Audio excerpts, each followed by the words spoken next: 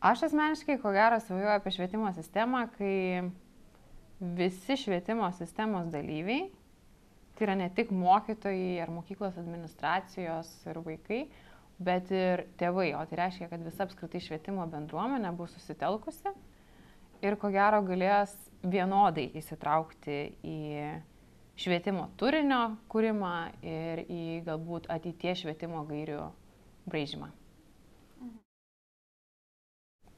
Švietimo bendruomenė, ko gero, reikalingiausia yra tam, kad būtų priimti bendri sprendimai. Ir bendri sprendimai net tiesiog, kad,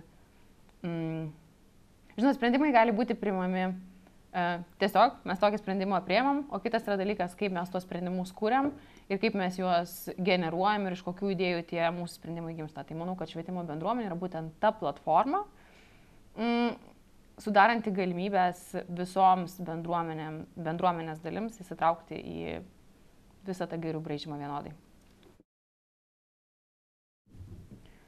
Įspūdžiai iš tiesų patys šilčiausi, kokie be gali būti, nebijoju, kad ne aš viena atsakinėju taip šitą klausimą.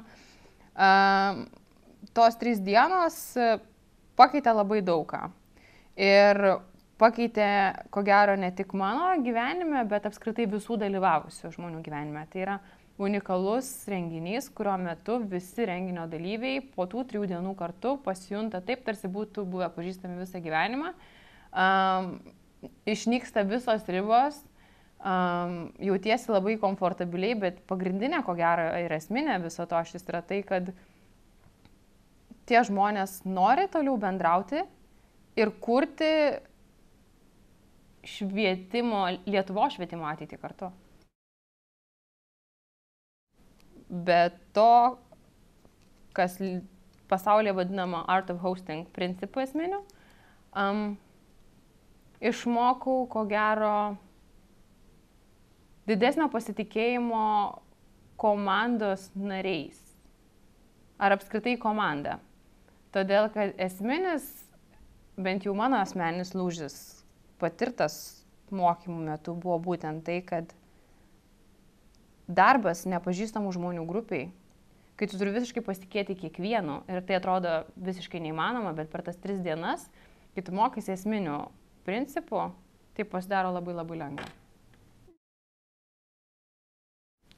Nustebino, ko gero, mano pačios supratimas, kad tai gali būti pritaikoma švietimo sistemoje ir tai gali būti pritaikoma kiekvienoje mokykloje, kiekvienoje klasėje ir už mokyklos ribų. Iš tiesų, labai mielai šitą principą siūlyčiau taikyti, kadangi dirbu viešajame sektoriuje, viešojo sektoriaus darbuotojams. Tai yra galbūt išėjimas iš komforto zonos, taip gali atrodyti iš pat pradžių, bet tai yra verta rezultato.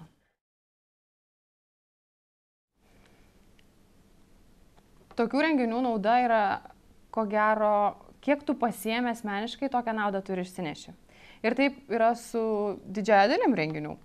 Tačiau šitoj vietoj, manau, kad visi žmonės, kurie susirenka būtent į tokio tipo renginius, arba konkrečiai į Ideal Lithuania renginius, tai žmonės suinteresuoti švietimu, žmonės suinteresuoti švietimo bendruomenės, kaip čia pasakyti, jos galbūt pamatų kūrimų ir statymų.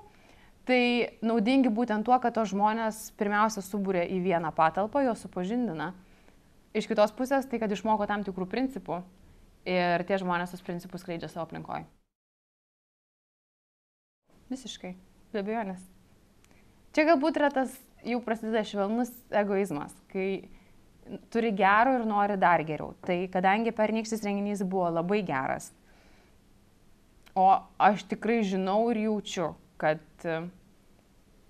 tokios renginiuose negali būti ir nebūna atsikartojančių ir atsibostančių dalykų, nes natūralu, kad žmonės kinta. Tai ko gero argumentuočiau būtent tuo, kad noriu, kad prie to gero, kokį jau turiu, noriu, kad prisidėtų dar geriau ir kad tam tikri principai, kurių aš išmokau praeitais metais, kad juos prisiminčiau ir galėčiau gal sėkmingiau taikinti kasdieniniam savo darbe.